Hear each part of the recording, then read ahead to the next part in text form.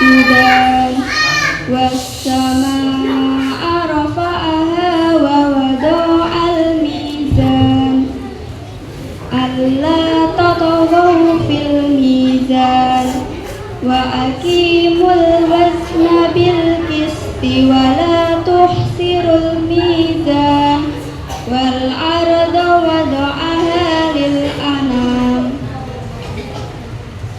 فيها فاكهة والنخل ذات الأكمام والحب ذو العصف والريحان فبأي آلاء ربكما تكذبان خلق الإنسان من صلصال كالفخار وخلق الجنة من مرج من نار فبأي آلاء ربكما تكذبان رب المشرقين ورب المغربين فبأي آلاء ربكما تكذبان مرج البحرين يلتقيان بينهما برزخ لا يبغيان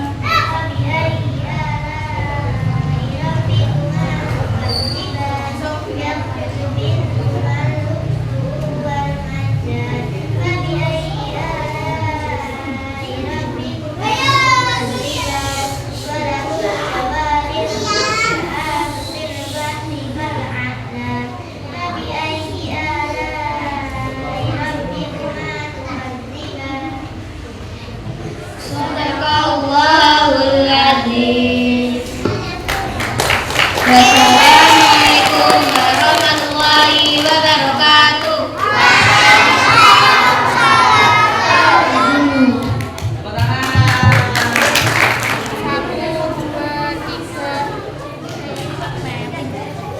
Wassalamualaikum warahmatullahi wabarakatuh. Assalamualaikum warahmatullahi wabarakatuh. Pada semangat semua ini, saya cek tingkat al ilmi santri. Oke. TPA al awabin santri. Masya Allah, semangat banget ini. Kemudian dari TPA Darul Ulum santri. Asik. TPA Al-Fat santri. TPA Al-Arif santri. Paling semangat ini TPA Al-Arif ini.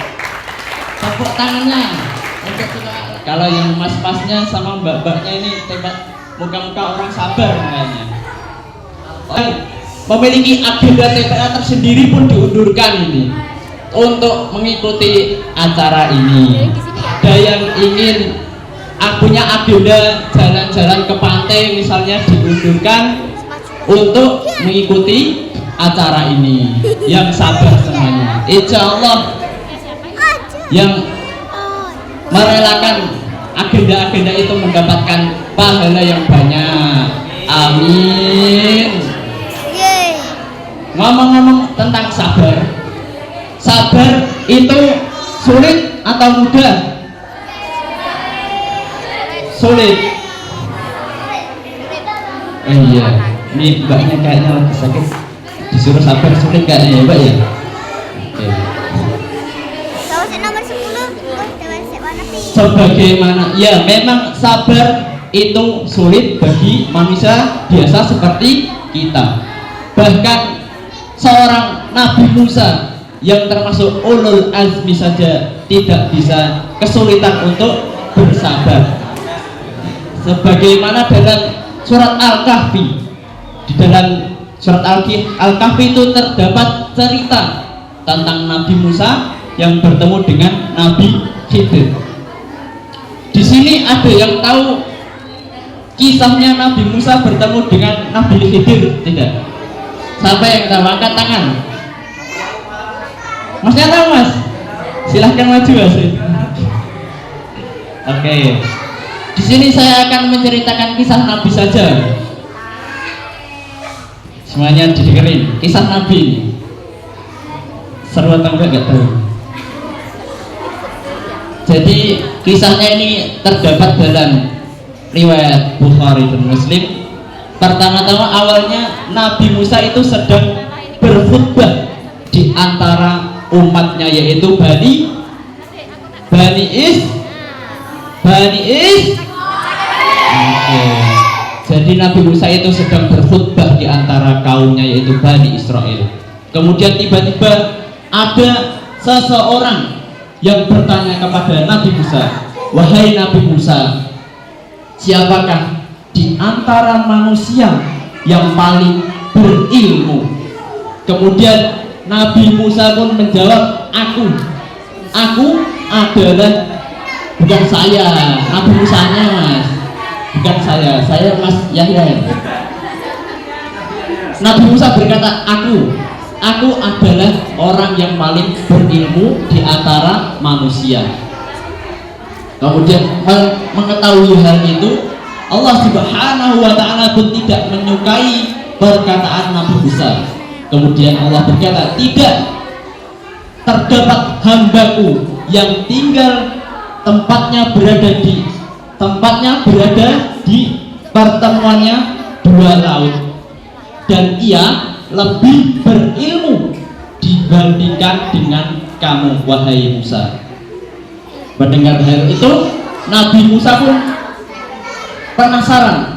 Ia bertanya kepada Allah Subhanahu wa ta'ala, "Ya Rabbku, di manakah bagaimana aku bisa bertemu dengan hambamu itu?" Nah, kemudian Allah memberikan clue kepada Nabi Musa, "Engkau bawalah ikan, taruh di dalam bejanamu, dan apabila ikan tersebut menghilang dari bejana, disitulah tempat hambaku berada."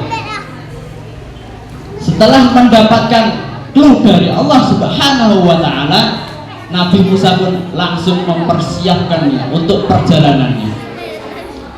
Sebelum ia memulai perjalanannya dengan pembantunya, Nabi Musa berkata sebagaimana dalam surat Al-Kahfi ayat 60, "Wa idh qala Musa li fatahu la abrahu hatta ablugha majma'al bahraini aw amdiyahu huba." Nabi Musa berkata, "Aku tidak akan pernah berhenti berjalan sampai aku bertemu dengan tempat bertemunya dua lautan." Dikatakan pertemuan dua laut itu laut Persia dan laut Romawi. Laut Persia dan laut apa? Oke, laut Persia dan laut Romawi. Setelah itu melakukan perjalanannya kedua orang tersebut, yaitu Nabi Musa dan pembantunya, melakukan perjalanan yang sangat jauh banget ini, pakai U nggak pakai A, pakai F juga. Kemudian setelah perjalanan jauh, sampailah keduanya di sebuah batu yang besar yang berada di tepi laut, tepi pantai. Karena saking lelahnya perjalanan Nabi Musa dan pembantunya, mereka beristirahat di batu tersebut. Tanpa sadar mereka pun tertidur. Nah, ternyata pada saat mereka tidur, ikan yang dibawa oleh pembantunya tadi di dalam bejana ternyata hidup kembali dan berjalan mencari jalan menuju lautan.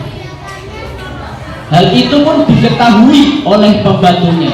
Akan tetapi pembantunya ingin menyampaikan kepada Nabi Musa, tetapi Nabi Musa tertidur karena ia sungkan untuk membangunkan Nabi Musa. Ia pun tidak memberitahukannya tentang hal itu kepada Nabi Musa. Kemudian setelah Nabi Musa bangun dari tidurnya, mereka pun melanjutkan perjalanannya mencari hamba Allah yang disebutkan oleh Allah tadi.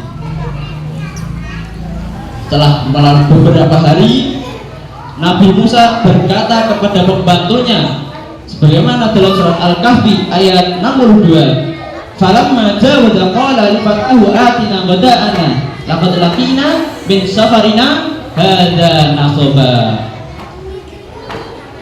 Dan Nabi Musa berkata datangkanlah kepadaku bekal yang kita bawa. Sesungguhnya kita itu lelah karena perjalanan kita. Setelah mendengar perintah dari Nabi Musa, pembantunya pun mengecek bejana tersebut. Alangkah terkejutnya pembantu tersebut mengetahui bahwasanya ikan yang di dalam bejana tersebut tidak ada. Kemudian ia teringat kejadian pada saat mereka beristirahat di batu besar tadi.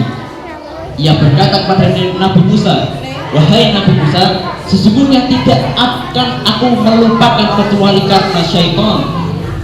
Sesungguhnya tadi saya melihat ikan yang di dalam bejana tadi berjalan mencari jalan ke laut." Kemudian Nabi mendengar informasi dari pembantunya. Nabi Musa berkata, itulah tempat yang kita cari-cari selama ini. Kemudian mereka berdua pun kembali lagi menempuh jalan yang jauh, kembali lagi menuju tempat batu besar tadi. Pada saat mereka sampai di sana, ada sesuatu yang berbeda di sana. Ternyata di sana ada seseorang yang sedang berdiri di sana. Yang orang tersebut tidak lain tidak bukan adalah hamba Allah yang bernama Nabi Khidir. Nabi siapa? Nabi siapa? Oke, Nabi Khidir. Kemudian Nabi Musa mengucapkan salam kepada Nabi Khidir. Tanpa banyak bicara, Nabi Musa berkata, "Wahai Nabi Khidir, bolehkah aku mengikutimu supaya engkau memberikan ilmu yang diberikan Allah langsung kepadamu?" Kemudian Nabi Khidir pun menjawab, "Sesungguhnya kamu itu tidak mampu bersabar ketika bersamaku." Karena penolakan Nabi Khidir, Nabi Musa pun mengeyel. Begini, Nabi Musa berkata, "Insya Allah engkau akan mendapati aku bahwasanya aku adalah orang yang sabar dan aku tidak akan mencampuri segala urusanmu." Karena paksaan dari Nabi Musa, mau tidak mau Nabi Khidir pun menerima. Akan tetapi Nabi Khidir memberikan syarat kepada Nabi Musa. Syaratnya yaitu, kamu boleh mengikutiku asalkan kamu jangan bertanya tentang sesuatu apapun yang aku kerjakan sampai aku menjelaskan pekerjaanku kepadamu. Nabi Musa pun mengiyakan. Lalu setelah mereka membuat perjanjian, mereka pun melanjutkan perjalanan. Tak jauh dari sana, mereka berdua bertemu dengan sebuah kapal.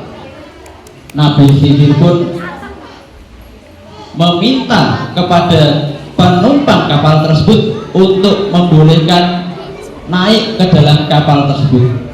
Alangkah terkejutnya Nabi Khidir, ternyata para penumpang kapal tersebut mengenali Nabi Khidir, dan para pemilik kapal tersebut mengizinkan Nabi Khidir beserta Nabi Musa untuk naik ke dalam kapal tersebut tanpa membayar sepeser uang pun. Tak lama setelah mereka berdua naik di dalam kapal tersebut, Nabi Khidir tiba-tiba melubangi kapal tersebut, merusak kapal tersebut. Melihat hal itu, Nabi Musa protes, "Wahai Nabi Khidir, kenapa engkau melubangi kapal tersebut? Apakah kamu ingin penumpang kapal ini tenggelam? Sesungguhnya kamu itu telah melakukan kemungkaran." Mendengar protesnya Nabi Musa, Nabi Khidir bertanya kepada Nabi Musa, apakah sudah aku katakan bukankah sudah kukatakan kepadamu bahwasanya engkau itu tidak dapat bersabar ketika bersamaku?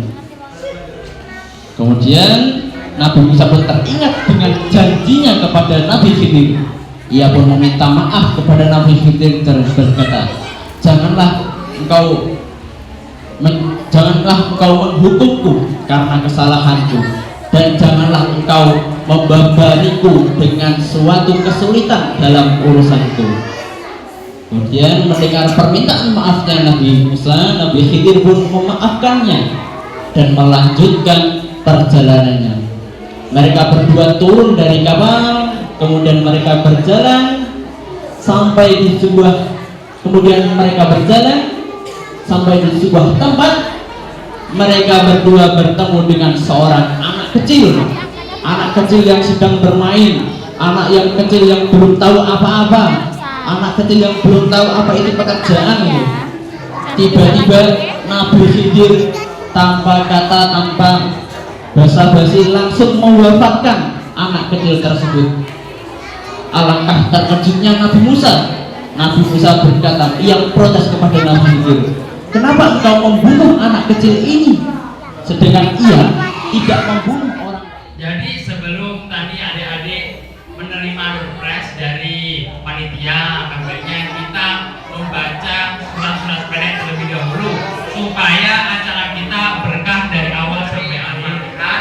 Lalu Anas, Al-Falaq, Al-Mulk, seterusnya sampai dari Al-Fatihah. Wahid Isnani Salasa.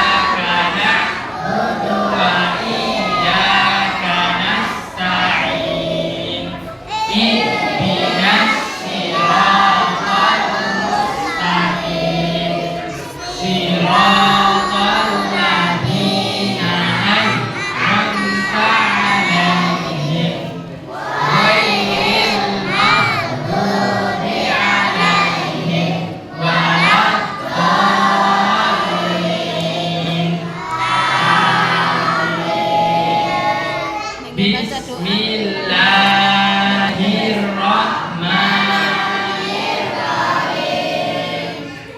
Qul a'udzu birabbin nas, malikin nas, ilahin nas, min syarril waswasil khannas, alladzi yuwaswisu fi sudur